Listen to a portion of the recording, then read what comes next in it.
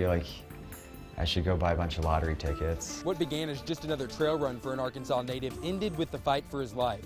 I'm Michael Aaron with the story of that man forced to kill a mountain lion with his bare hands. We really want to make sure that the data that we collect leads to better care and fewer deaths for women and infants. They can't give you the excuse that they can't go to college. We took away their ability to just say, this is as far as I can go. That show in particular brought us closer together. I feel like because we're so similar in those ways, that's why we just meshed so well and work well together, both on and off stage.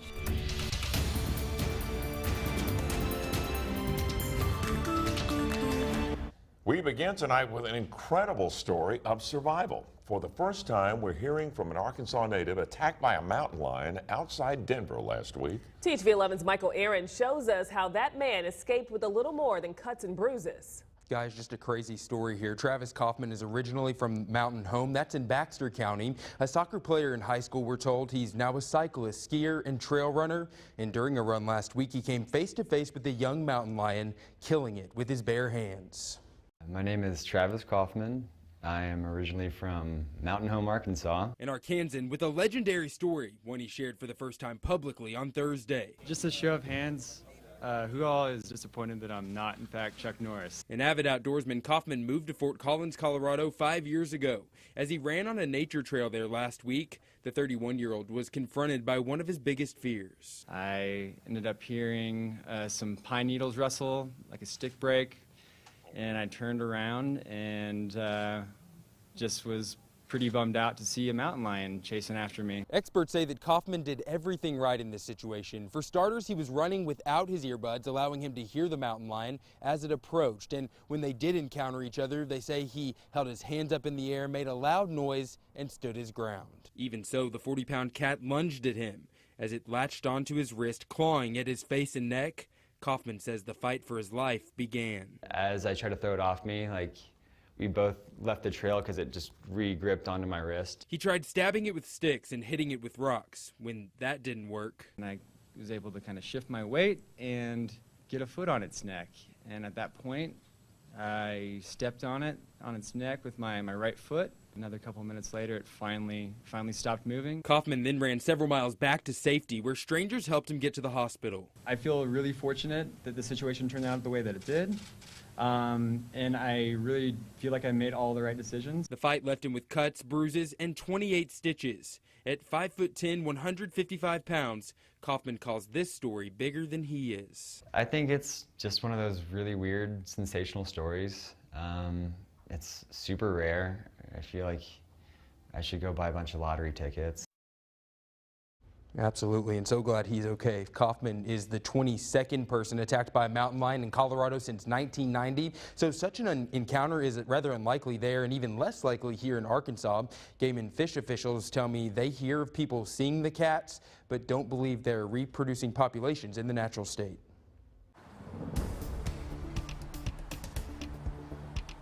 It was a warm and breezy Valentine's Day. Tomorrow, of course, well, it's all going to change once again. Let's start you off with high temperatures. 65 degrees. That was 10 degrees here in Little Rock, warmer than the average normally should be. 71 in DeQueen, 73 in Camden. One of the reasons, a strong southwesterly wind gusts easily in the, 37 miles an hour here, 31 in Pine Bluff. So that strong southwesterly wind did warm us up. Tomorrow, the wind's out of the northeast. Cold front moves through. Rain chances increase. Temperatures drop. Get all that? 51.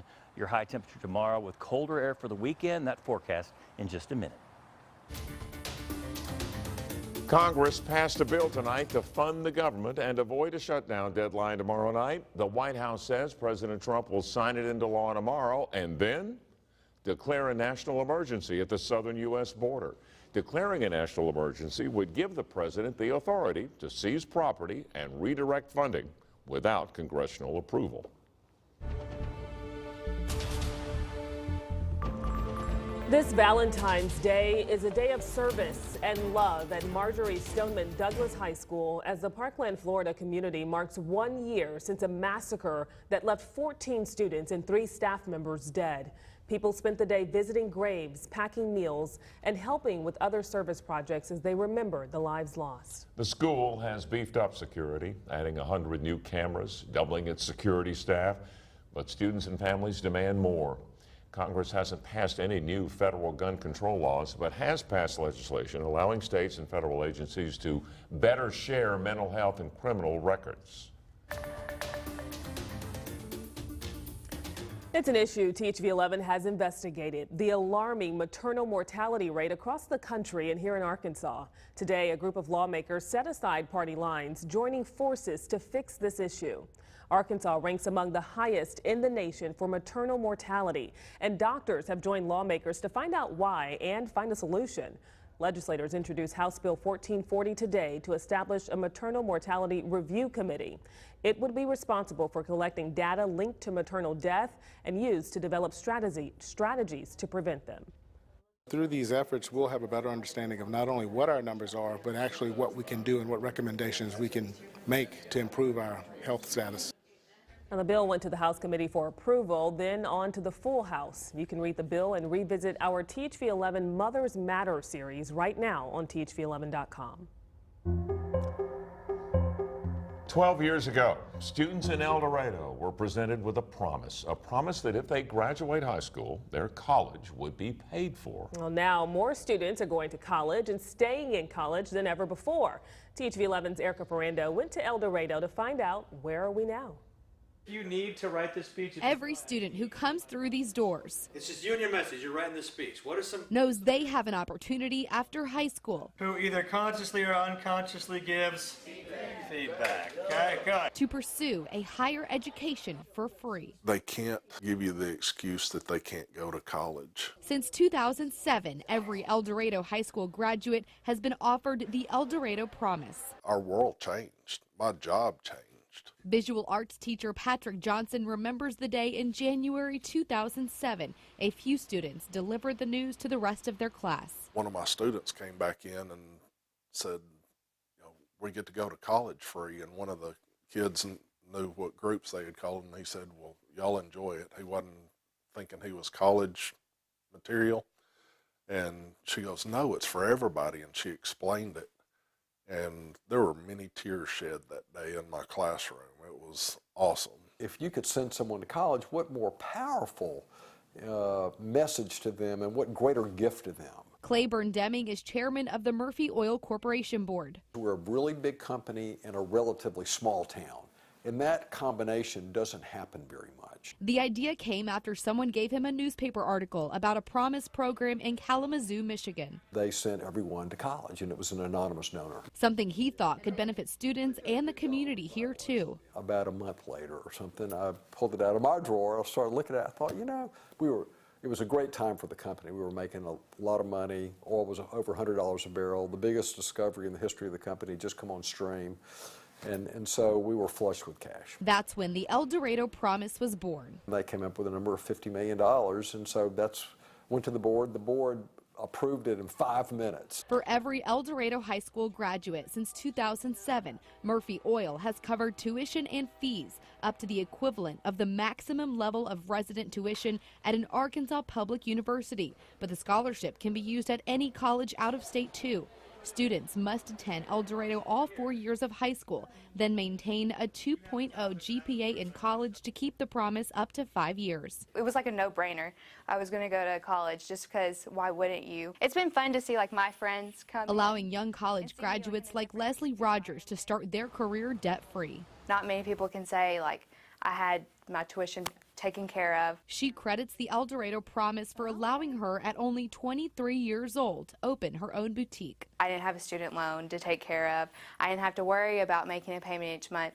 I could focus on getting a business loan to open up my store. Since the Promise started in 2007, nearly 2,500 graduates of El Dorado High School have taken advantage of the scholarship. We took away their ability to just say, this is as far as I can go. After the promise was announced, the community voted for a property tax increase to build this new school that opened in 2011. What really didn't occur to us, or certainly to me, is that the whole culture of the high school, really going all the way back to the elementary schools, changed because students now who weren't sure if they were going to go to college now know they can if they want to. Stats show over the past 12 years since the promise started, there has been a 16.5% increase in college enrollment for El Dorado grads, with a 10.7% increase in students earning a bachelor's degree. The rigor has changed. The demand for more difficult courses, get me ready for college, has changed. 4 advanced placement classes at the school turned into nearly 20. When all of your kids can go to college, money's not the issue anymore.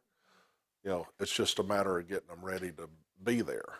I mean, so we had to really step it up. Something that impacted Patrick Johnston as a teacher and a parent. I had 2 daughters coming up through the ranks. The promise covered $67,614 for both of his daughters to graduate college. All the way through without having to take out a single loan. El Dorado was the second promise school in the nation, spurring a network of similar scholarship programs around the country. 25 or 30. And it's something felt throughout the thriving community, with new people moving in and promise graduates moving back home. It gave kind of an economic undergirding for El Dorado, Arkansas and South Arkansas, which is a challenge part of the state. There's a lot more younger people, so they're bringing their families. The schools are growing.